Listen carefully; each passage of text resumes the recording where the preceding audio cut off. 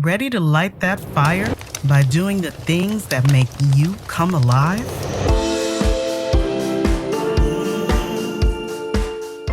Welcome to Health Raisers, a podcast for wise women. I'm your host, Dr. Nadine. I left a soul-crushing medical career full of bad news and evolved into a joyful health integration coach, helping hundreds of women find their healthy.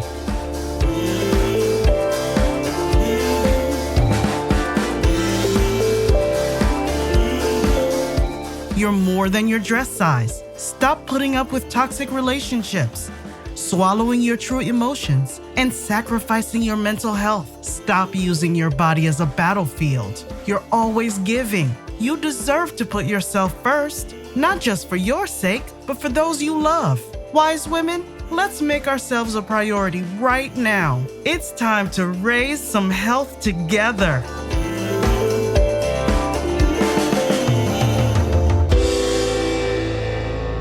This year on Health Raisers, we continue our focus on healthy relationships. This episode is a re-release from my previous podcast, the Yogi MD podcast. My guest is Dr. Andrea Wojnicki, marketing and communications expert, host of the Talk About Talk podcast, and my friend. We explore how communication shapes the health of our relationships. We discuss what we say and don't say, tone of voice, the stories we tell ourselves, ego, and much more, all of which influence our connections and how we can strengthen them with this knowledge. Please enjoy. Good afternoon, Andrea. How are you? Hello, Nadine. Thank you so much for having me. I'm doing very well, and I really appreciate the opportunity to be on your show. I am thrilled to have you. I'd like for you to shine. Tell us your story about you, how you became interested in your career, and why you're so passionate about the work you do. Well, I think I've always been naturally curious about why people say what they say. I'm the person that's, even though I'm an extrovert, I'm also really assessing the people around me and why they're saying what they say. And in retrospect, I think I've done that ever since I could talk. And so that interest has evolved to marketing and a communications focus in my career. So I did my undergrad and MBA degrees in marketing, and I worked my way up through craft foods in sales and then in marketing and brand management. I did a doctorate at Harvard Business School with a major in marketing. And when I first started, I wasn't quite sure what my dissertation was going to be, but I pretty quickly focused in on word of mouth and specifically why people say what they say and why consumers say what they say. I ended up teaching marketing at the University of Toronto, and I did some consulting, and I'm now running the Talk About Talk learning platform full time. So I'm podcasting and or blogging every week. I'm sharing the research that I've done, and I'm interviewing really interesting people who have a take on some aspect of communication. So I am absolutely loving it. It's really intense, but it's really fun, as I know you know. Most certainly. We get to have interactions with wonderful people. Mm-hmm. It's true. I never would have met you, right? Oh, absolutely. Yeah. Yes, this has been a great platform to do that. Your podcast intro episode does talk about what motivates people to say what they do. And I find that to be extremely intriguing. And you just said it yourself as well. What does that mean? So based on my research that I've done, and then also an assessment of many, many other academic researchers, I've come up with what I think are the four main motivations for word of mouth. And so word of mouth is why consumers talk to consumers. But I've been thinking about this since you invited me to be on your show. I really think that you can extrapolate this beyond word of mouth to being just humans talking to humans about just about anything. So my four main motivations that I've come up with, why people talk, are to be helpful, to be social, to establish balance, and to serve their own self-interest. So the helpful one is the one that if you ask people, why did you say that? Why did you recommend that restaurant? Why did you recommend that doctor? They'll usually say, I was trying to be helpful. And it is true. So these motivations aren't mutually exclusive, meaning you can have one or two or three or even four of the motivations happening at one time. But one of the main motivations of people talk is to be helpful. They want to help people. They want to, rescue the quiet person in the room. Hey, my name's Andrea. How are you? Nice to meet you. You're being helpful, right? Then the second reason is to be social. So we want to connect with people. We want to express ourselves. We want to express our identities. We want to learn about other people. So to be social is an obvious motivation for why people talk.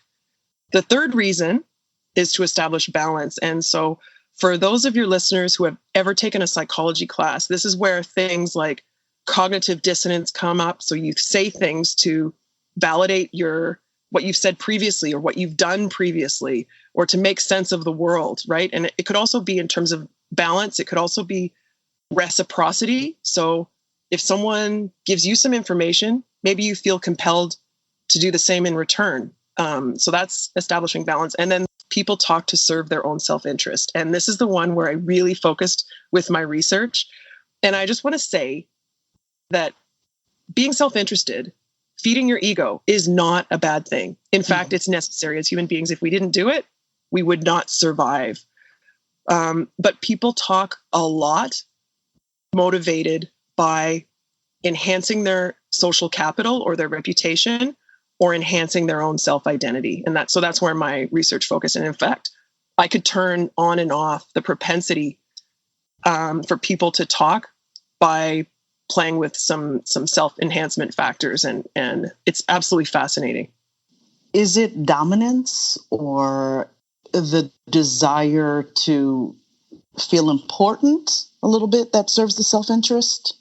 It's not necessarily dominating over other people, but it's feeling a sense of self-worth and establishing and improving or enhancing your self-identity. So in particular, we all have various identities, right? It could be, I'm a podcaster and I'm a good podcaster and I want to demonstrate that.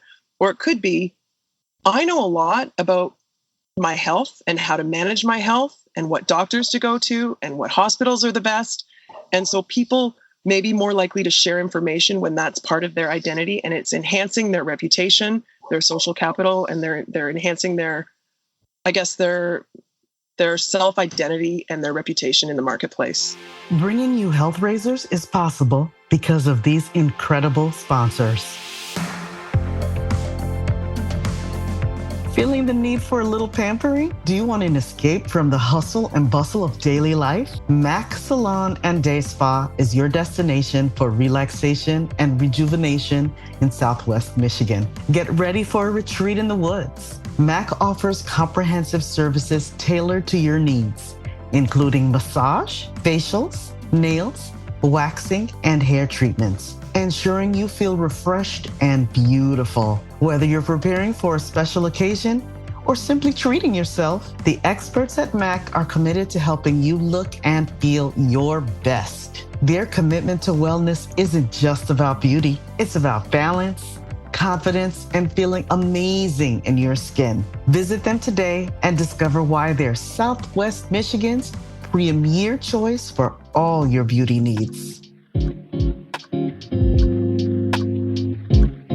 Looking for some time away from the chaos of everyday life? Step into the beauty of Fernwood Botanical Garden, where nature, peace, and renewal come together. Nestled along the scenic St. Joseph River Valley, in between Niles and Buchanan, Fernwood's 105 acres of lush gardens, quiet trails, and serene woodlands offer a sanctuary for replenishing your soul. Wander through vibrant landscapes, listen to the melodies of birds, and connect with nature at your own pace. Indoors, you'll find an inspiring art gallery, a lush fern conservatory, and a welcoming cafe, perfect for reflection and relaxation. At Fernwood, there's always something to discover, from engaging classes and special events to charming, verdant venues for your own gatherings. It's more than a destination, it's a feeling, a place to breathe, learn, and grow. Plan your visit today. Explore, discover, connect.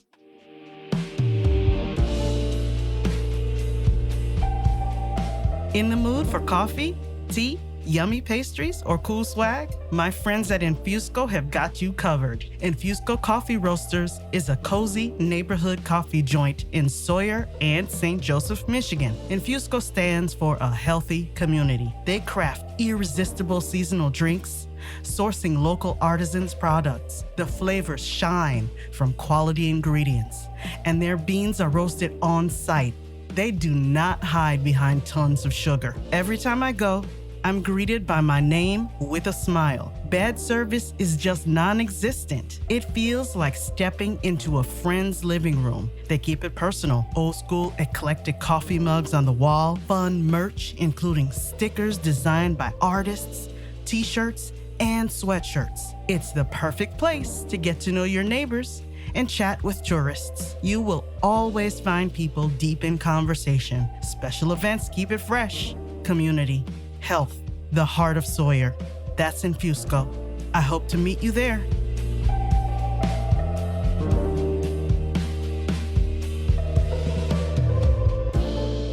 Something that I've often wondered, because I tend to write reviews when I get those surveys for whatever, you name it. I had an experience and they send the survey and I usually fill it out.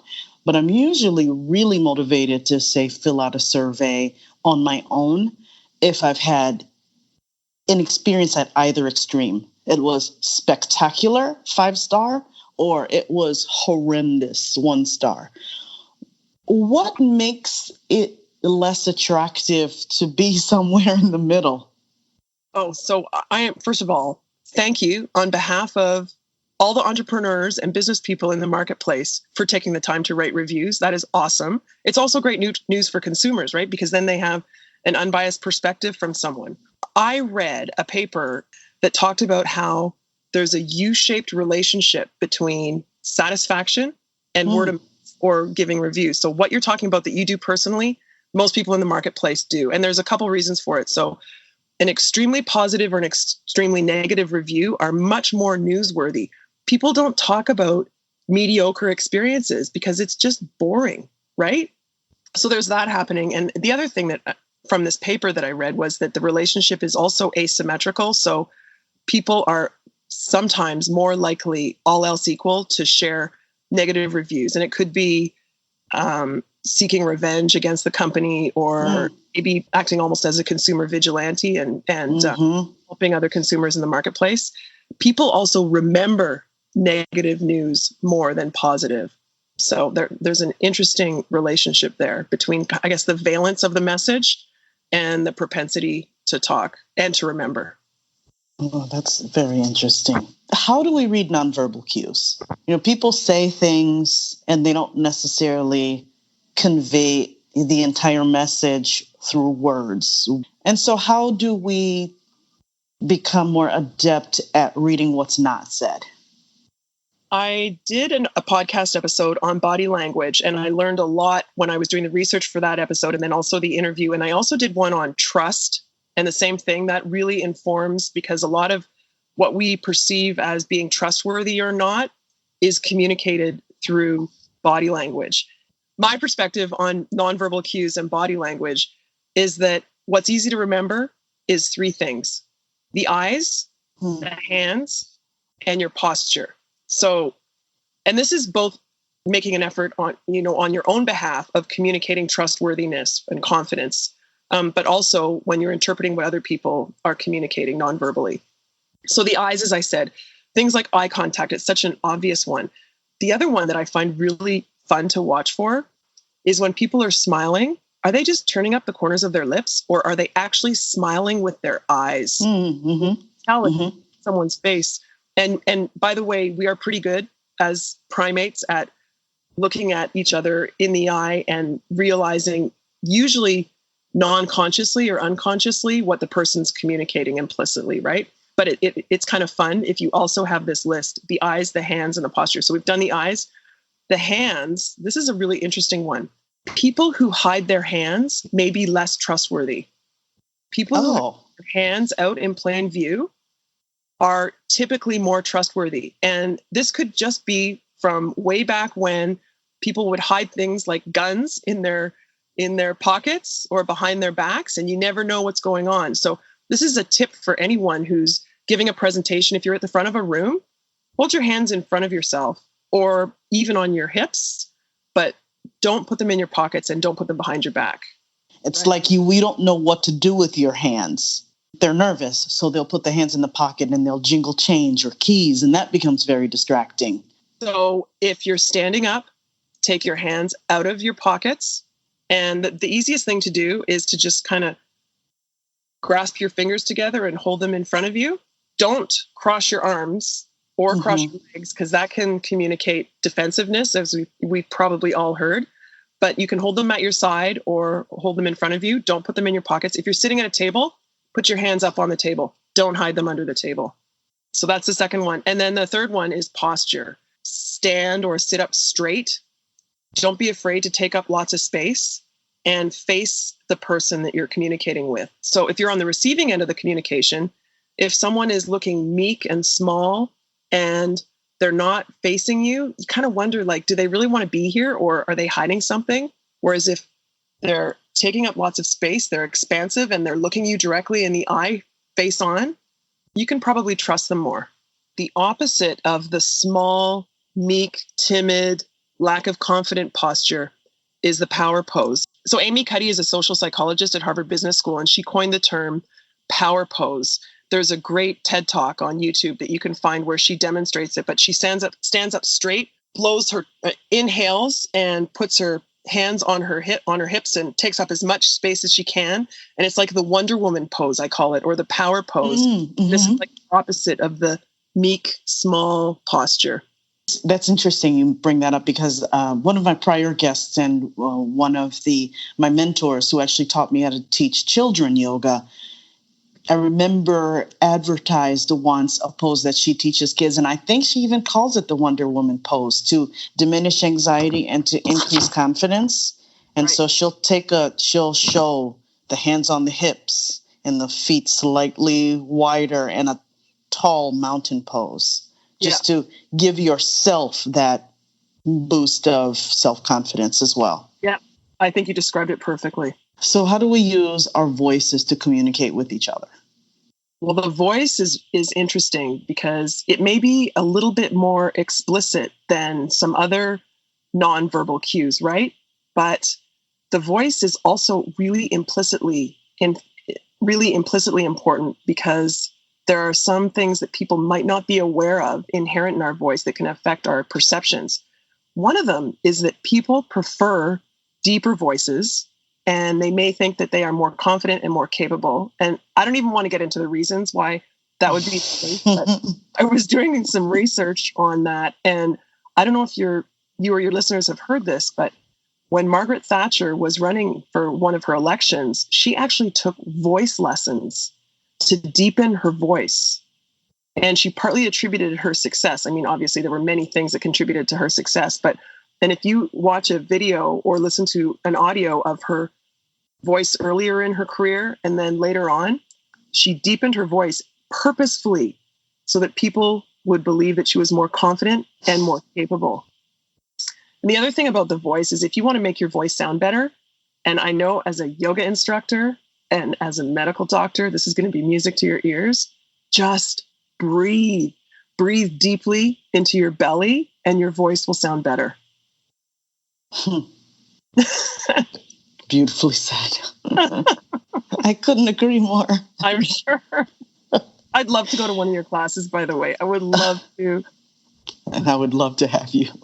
My previous podcast guest, Steve Ritter, author of Team Clock, one of the things he said in a blog post was, what you tolerate, you sanction. He talks a lot about communication to enhance team building skills. Furthermore, he defines team as more than just your stereotypical team, say in sports or at work. It's actually relationships, you name it, and even between two people. What are ways that you would advise to be healthier in our communication to enhance our relationships? That is a great question. We could spend hours talking about this. I agree with everything that he said. And I think the concept of tolerating is sanctioning is really interesting in so many contexts, right? Like, even think of it as a parent. What you tolerate from your child you're sanctioning. I would add, in terms of enhancing our relationships through communication, a couple things. One is just empathy. In contrast to what I said about people acting in their own self-interest and talking in their own self-interest, empathy is about being selfless, trying to look at the person with more of a blank slate, with no stereotypes, no preconceived notions, and less critically, and just seeking to understand. And then that brings me to the second thing, which is listening and asking questions. I think, and I've really learned this actually from my podcasting, truly listening to what people are saying and then asking the questions, the really good questions, the open-ended questions, the tough questions, can enhance communication and relationships more than just about anything. I think the tendency sometimes is thinking, well, I'll harm the relationship if I say something that is controversial or might hurt the other party's feelings. So it's easier just to kind of stay quiet. But I would challenge that by saying, well, first of all, your previous guest would say that you therefore are sanctioning what they're saying, right? Mm-hmm. Yes. And secondly, by asking the right question, a non-threatening question, not a leading question, a real curious question has got to help the situation. So, and it brings into play what you mentioned before. So you can make sure you're not using your tone of voice to be controversial or to be abrupt. Right. There's going to be, if you have a nice tone, it provides this sense of safety for the other person, non-threat, so that they know that you mean this in a way that you care and that you're not, there's no reason to be defensive. Does that make sense? Absolutely. So you can use your body language and your choice of words and your tone of voice and even the volume of your voice to ensure that you are not threatening and that you are open. So that's another thing with the nonverbal or body language communication. Being physically open, having your arms uncrossed, your legs uncrossed, it communicates that you are open. What are common roadblocks to productive communication? Dishonesty, lack of respect, fear. I can go on and on. Yeah, I all of those things come into play depending on the context. But one thing that I can point out based on my research is that we often let our ego get in the way. Here's an example that I find absolutely fascinating, and I've shared this with friends and even with clients, and that is we recommend things to others that we ourselves have experienced as a means to validate ourselves. So in the context of health and medicine, someone who visited a particular doctor or a specialist for something, an ailment, and had a pretty good experience may end up raving about the specialist and the experience, not necessarily to help other people, but just to validate that they themselves had the best care. And I think that could be a little dangerous, right? So I was talking about this with some girlfriends, and somebody was looking for a new car. She said, my lease on my car is coming up, so what car should I get? And I thought, it's absolutely fascinating. Everybody was recommending the car that they drive. And I thought, wow. I said, here's a question. If the car that you're driving didn't exist, what car would you recommend, or what car would you consider buying? And everyone was like, oh, that's a good question. I said, yeah, that actually is the more helpful question, right? So I think the ego is one of the big roadblocks. And as I said before, the fact that we are ego-driven beings is not necessarily a bad thing. It's necessary for our survival. If we didn't have an ego, we'd all end up depressed, right? On the other hand, we need to make sure that when we talk to other people about their concerns, that we're focused on them and not on ourselves.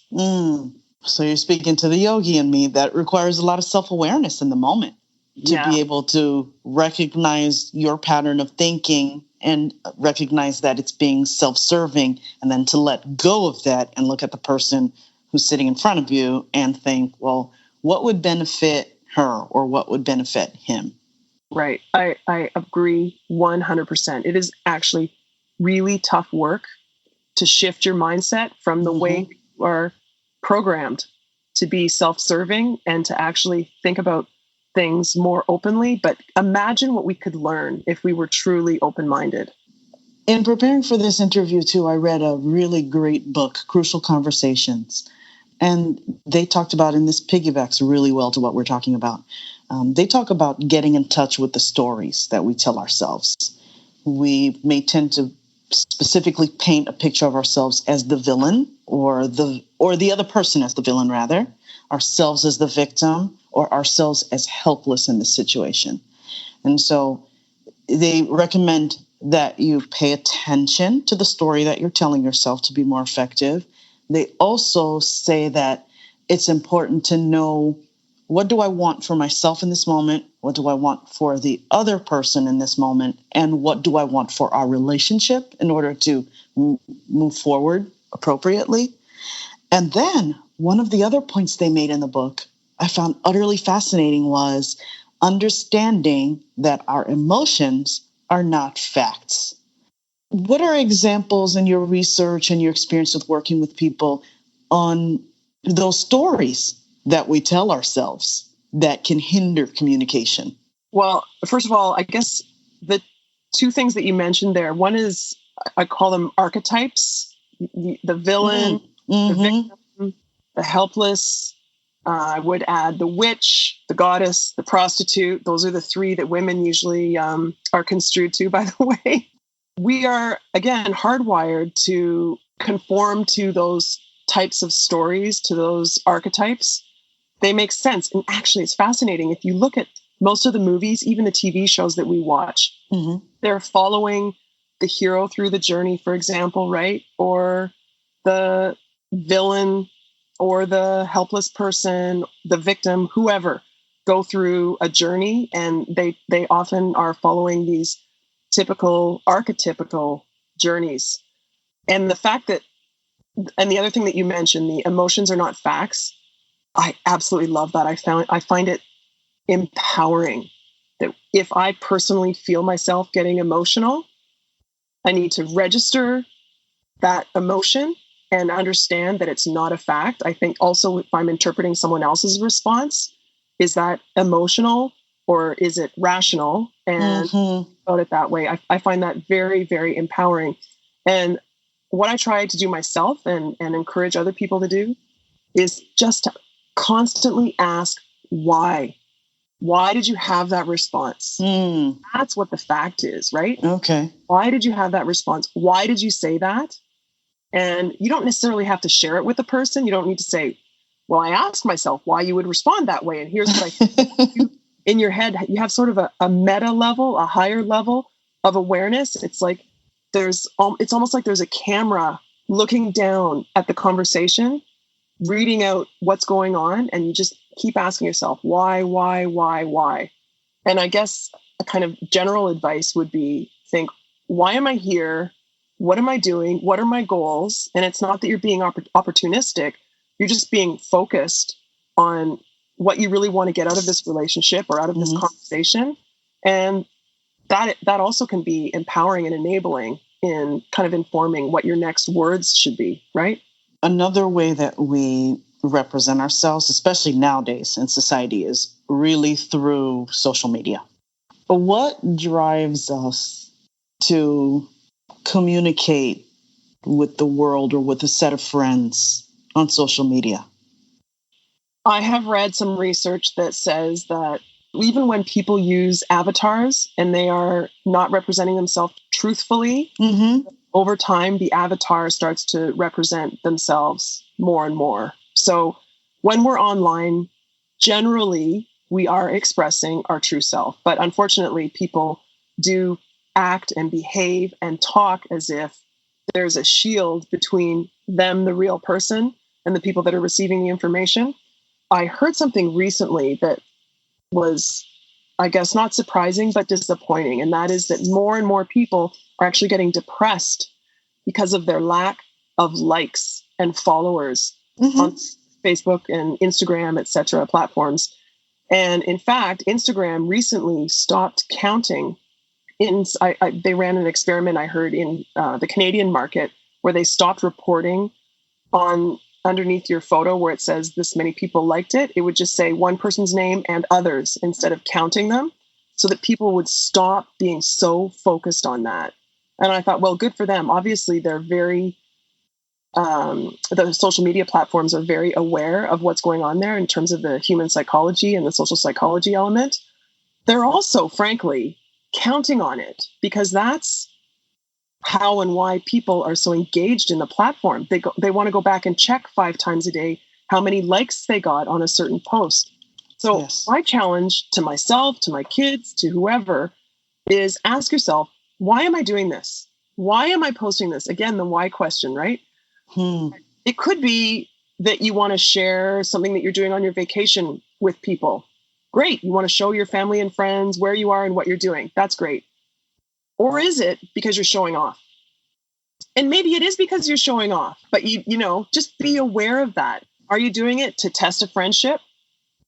These people that say, I really want people to reply with my name, Yes. forward it. I'm thinking, I saw a hilarious post recently that said, here's the thing. If you're a friend, if you're in my list of friends, you are a friend. I don't need to repost your post to prove it. Okay. Moving on. That's funny. Yeah. So I never reply to those. Yeah, personally. I never do either. A couple times I've said, you know, you're like privately, I've said, you know, you're important to me. You don't need to pretend that. How else do we influence one another on social media platforms? In terms of word of mouth and making decisions about what to buy or what to use, the internet has exploded word of mouth. So it used to be, you know, in the research, you know, how many people would you tell about this great restaurant experience, or how many people would you tell about this hospital that you were at? And, you know, people would say, oh, I don't know, maybe 3 or 5 or maybe 10 people if it was amazing. And now it's thousands or hundreds of thousands. And in the case of online influencers, it can be millions. So the expansiveness of our influence online has catapulted. I mean, I don't think you can overstate the significance of how much influence we have over each other. So again, go back to why are you saying what you're saying, and just make sure that you are purposeful in what you're communicating.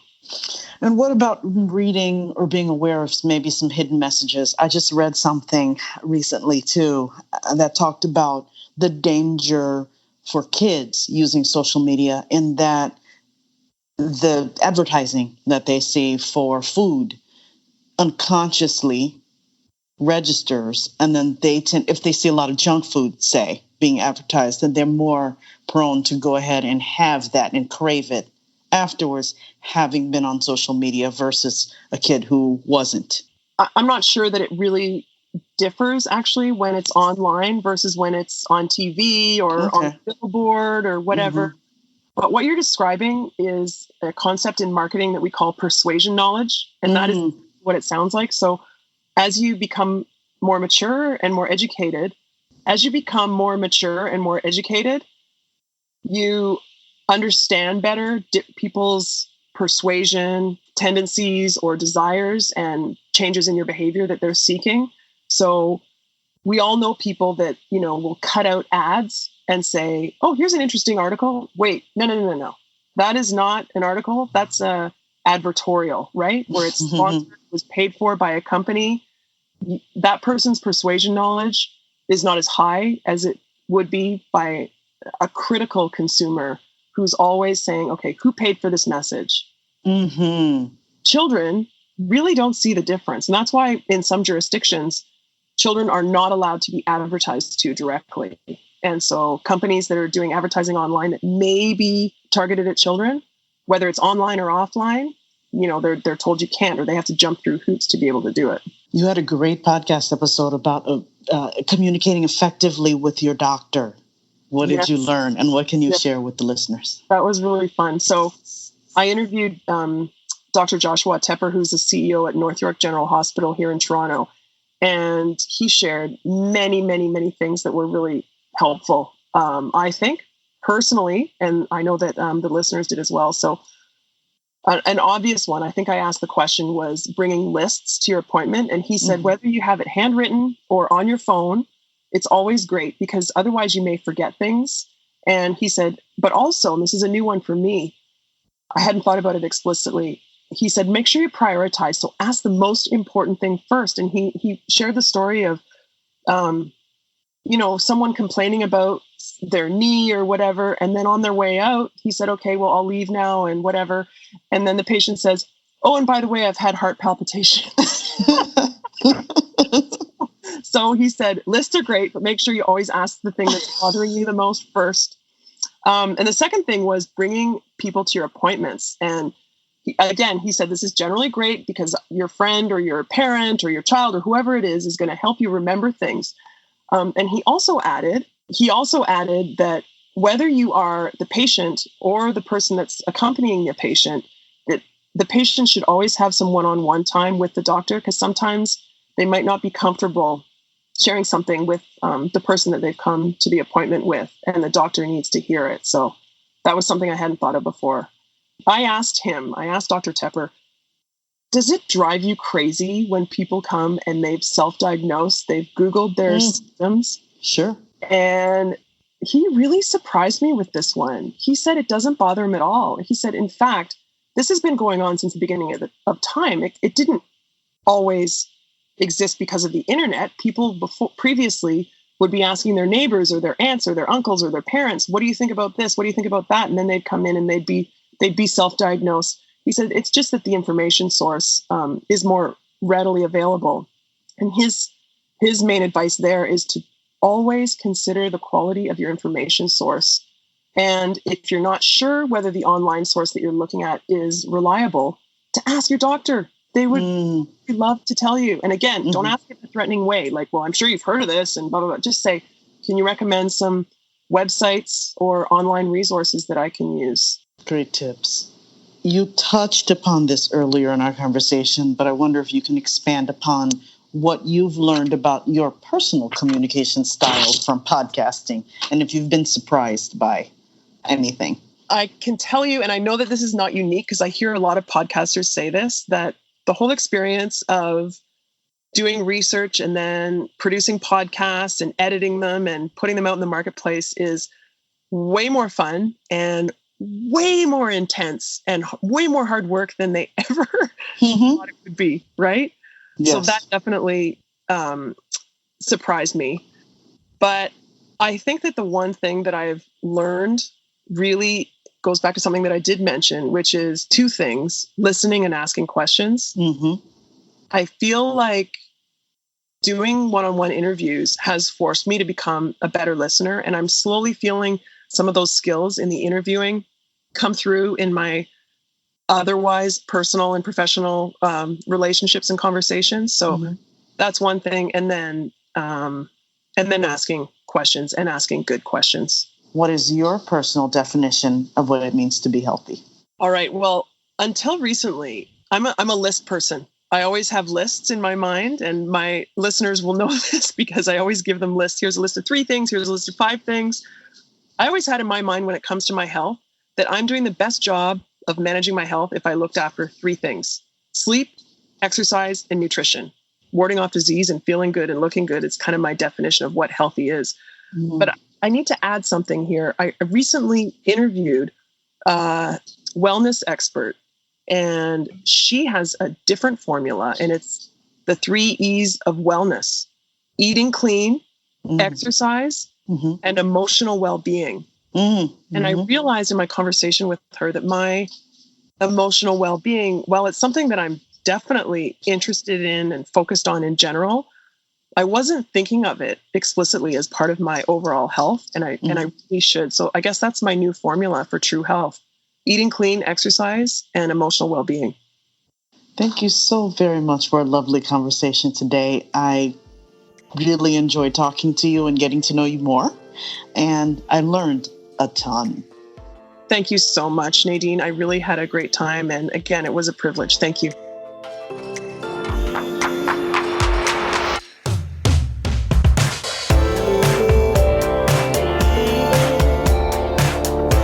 Wise women, move from last place to first place in your life. Stop using your body as a battlefield. Let's raise health together with a customized health plan just for you. Contact me at npkhealthintegration.com. Thanks for listening. See you next time.